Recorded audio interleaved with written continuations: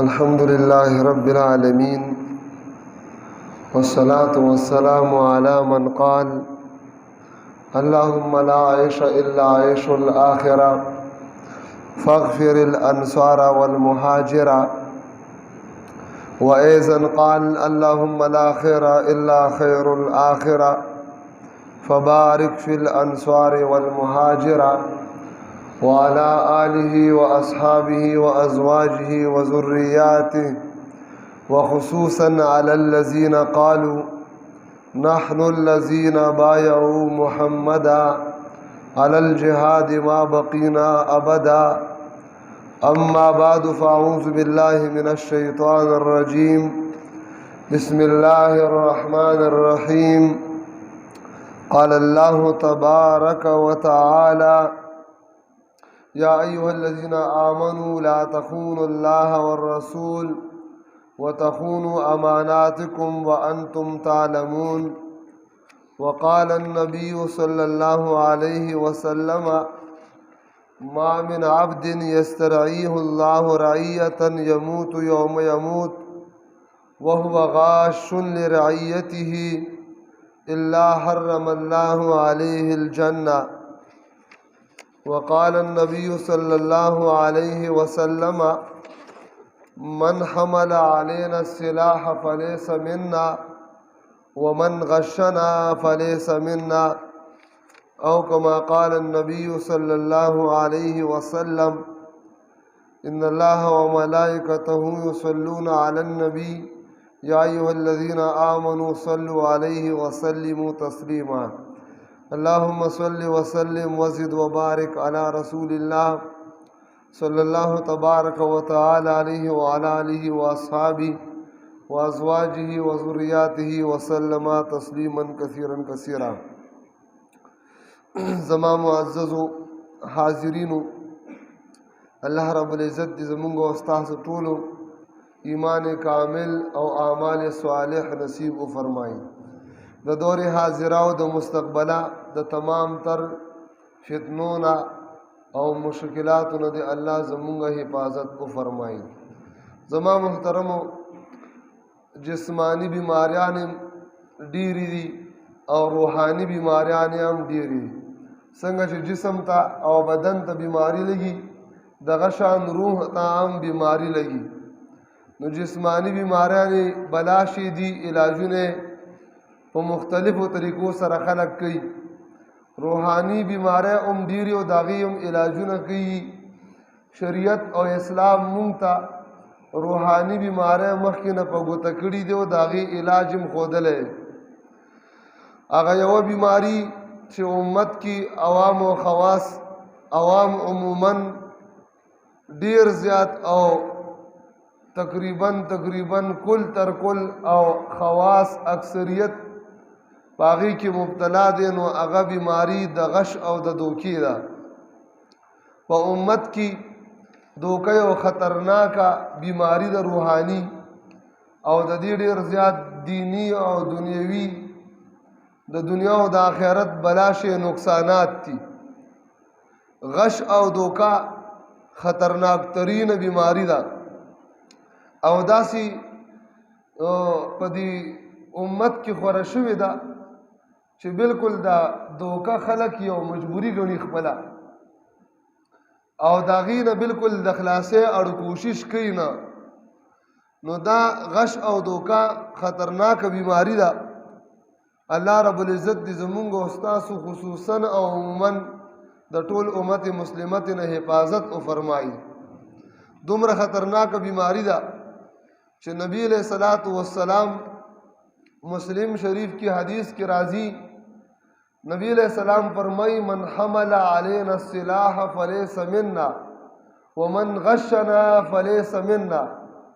حضور فرمائی چا چې زمونږ زمون خلاف اسلحه روچته کا د نبی علیہ السلام خلاف یا د مسلمان امیر المؤمنین خلاف، نبی علیہ السلام فرمائی فلیس منا، دا زمون امتی نه دی، دا زمون د ډلې نه دی نه. نو یو طرف ته دا عظیم جرم دی چې د نبی علیہ الصلوۃ والسلام یا د خلفای اربعه یا د هغې نه رستو تر قیامت تر سبا پورې کوم امیر المؤمنین د مسلمانانو په شرعي طریقې سره د اسلامی قانون مطابق جوړ شي، نظام اسلامی وي، قانون اسلامی وي او بادشاہ مسلمان او امیر المؤمنین دی، شرعي طریقې سره د انتخاب شوی دی، نو د خلاف توره روچتول دا عظیم شان جرم دی، د خلاف اسلحه روچتول عظیم شان جرم دی. نبی علیہ السلام فرمایي دا زما امتی نه دی، دا د مسلمانانو د ډلې نه دی. نو دغه شان نبی علیہ السلام دی حدیث سره دویمه ټوکړه دا ده، من غشنا فلیس منا، چا چې مونږ ته دوکه راکړه دا هم زمونږ نه دی. نو ګوره فلیس منا فلیس منا، جرمونه هم دو دي او سزاګانې او وعیدات هم دو دي. یو جرم هغه د امیر المؤمنین خلاف اسلحه روچتول دي، بل جرم مسلمان ته معنوي دوکه ورکول دي، مسلمان ته دوکه ورکول دي. سزا د دواړو دا ده. نبی علیہ السلام فرمایي زما امتی نه دی، زما د ډلې نه دی، زما د لښکر نه دی. نو دلته کې علما لیکي چې ګوره سزا او وعید دواړه دا دي، سزا او وعید دواړه چې نبی علیہ السلام د دواړو جرمونو متعلق فرمایي زمانه نه دی، حالانکه یو قتل دی او بل قتل نه دی. نو په دې کې چې انسان په دې احادیثو کې سوچ وکړي، علماء کرامو ډیر مشابهتونه ذکر کړي، من جمله د هغې نه یو دام دی څنګه چې یو انسان د مسلمان خلاف د امیر المؤمنین خلاف توره راخلي، ټوپک راخلي او مسلمان وژني، نو دا قتل دی، دا ښکاره او ظاهري قتل دی. د مسلمان سره دوکه کول، مسلمان ته دوکه ورکول، غش او دوکې نه کار اخیستل، دا معنوي قتل دی. څه شی دی؟ معنوي قتل دی. ځکه د دواړو سزا نبی کریم صلی الله علیه وسلم نو دا یو رنګ ذکر کړی دا چې فلیس منا، دا زمونږ امتی نه دی. زما محترمو دوکه په څو قسمه ده. اول نمبر دوکا، اول دوکا دا د راعي د خپل د رعیت سره ده، د حاکم وقت د خپلو محکومینو سره او د خپل رعایا سره ده. دغه شانتي د یو قائد او د یو رهنما، د یو راهنما او د یو لیډر او د یو امیر د خپلو ورکرانو د خپلو مامورینو سره ده، د یو رئیس د خپلو مرؤوسیینو سره ده، او د یو کور د مشر د خپلو د کشرانو سره ده. یعنی اول ترینه دوکه، غټه دوکه، غش او دوکه دا ده چې یو بادشاه حکمرانانی وقت چې هغه د بادشاه او د وزیر اعظم او د رئیس الوزراء او د خلیفۃ الوقت نواله تر اخیره کمزور ترین عہدی پوری چې زمونږ په دې اصطلاح کې کلاس 4 پورې ولې نه ده خبره باندې پیښي، یا د دې نه بره کوم یو معمولی افسر دی چې د هغې نه بله عهده وړه نشته دی، د هغه لاندې 2 یا 3 یا 4 یا 15 یا 20 کسان د هغه تحت او د هغه د امر لاندې کار کوي. نو د هغه رئیس الوزراء او د وزیر اعظم نه والا تر اخرنۍ عهدې والا پورې، نو دا لویه دوکه ده چې کوم انسان د خپل رعیت د خپل ماتحت افرادو سره کوي. نبی علیہ الصلوۃ والسلام فرمایي کړه الا کلکم راعٍ وکلکم مسئول عن رعیته، خبردار تاسو هر یو راعي، ذمہ دار یې، سرونکي یې، شپونکیان یې، د هر چا نه به د خپل رمې متعلق پوښتنه کیږي. نو دا بادشاه او دا عہدهدار دا پشان د مثال پشان د راعي او د شپونکي دی، او دا کوم رعیت چې کوم دی، دا کوم قوم چې دی ما تحت افراد دي، دا داسې دي لکه رمه د ګوډو یا د غواګانو یا د اوښانو یا د نور څه. نو څنګه چې شپونکي نه د رمې ذمه دار دی، مالک ده ته دا رمه حواله کړې ده چې دا به سرې، دا به مړې او دا به د بیمارو به علاج کوي، او چې شر مخې در نه ونه خوري، که چېرته کې ده په ګېډه باندې صحیح مړې نه کړلي، اوبې ور نه کړلي، د بیمارې پکې علاج ونه کړ، یا شر مخته نه کومې وخوړه، د دې نه به مالک پوښتنه کوي که نه به کوي؟ د نه به ضرور پوښتنه کوي. نو دغه شانتي بادشاه امیر المؤمنین خلیفۃ المسلمین او لاندې ما تحت افسران او ذمہداران والیان او گورنران دا د رب العالمین د طرف نه په کری باندې اخیستل شوي افراد دي الله مالک دی او دا کری باندې اخیستل شوي افراد دي او دا عام امت دا هغه د ګډو رمه ده نو الله رب العزت به دینه پوښتنه کوي چې د دې رعیت د خیال ساتلی دی که نه د دې د بیمارانو دی علاج کړی دی که نه د دې د لوږو تندو د غریبانو د فقراو دی خیال ساتلی دی که نه د دې د ضروریاتو دی تپوس کړی دی او که نه د هر څه به پوښتنه کیږي که چېرته کې دغه بادشاهان دغه حکمرانان دغه مشران د خپلو کشرانو سره دوکو کی د دې مال ووی د دې حقوق هغه ضایع کیه د دې خیال ونساتي ورځ د قیامت به ترنه الله پاک پوښتنه کوي عمر فاروق رضی الله عنه